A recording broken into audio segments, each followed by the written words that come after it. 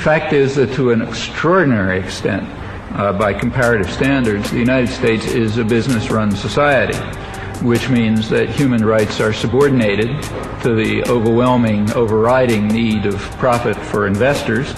Decisions are placed in the hands of unaccountable private tyrannies, which means that even if formal democratic practices exist as they do, they're of peripheral significance.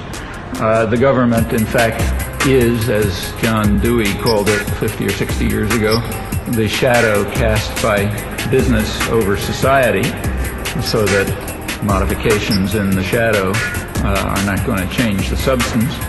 These were truisms throughout most of American history, including American working class history, until quite recently, until the 1950s, in fact. And it also means that social policy is geared to the transfer of wealth and power to those who already have it, and deliberately so. Now, in more democratic societies, by that I mean societies where democratic forms function more, there are countervailing forces that enable the public to enter the arena of policy and decision. That's only true to a very limited extent, a remarkably limited extent in the United States, despite quite impressive democratic forms. The country was founded on the principle that James Madison explained in the Constitutional Convention, that the primary role of government is to protect property from the majority, and so it remains to a remarkable extent. Well, one of the most effective democratizing forces has always been the labor movement, labor unions.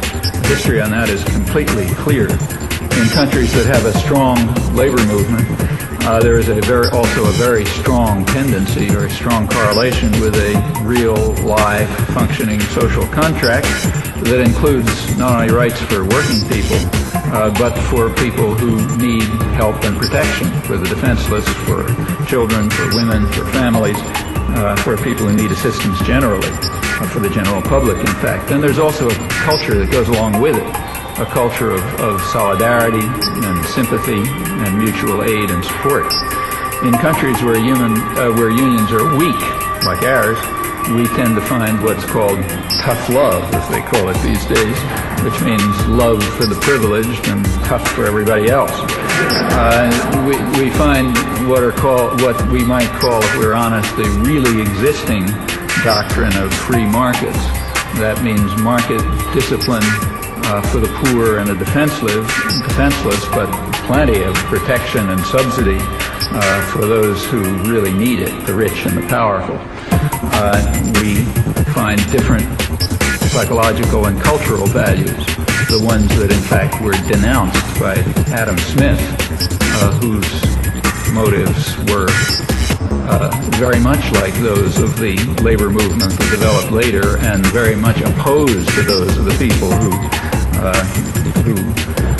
distort his message and shamelessly use his name.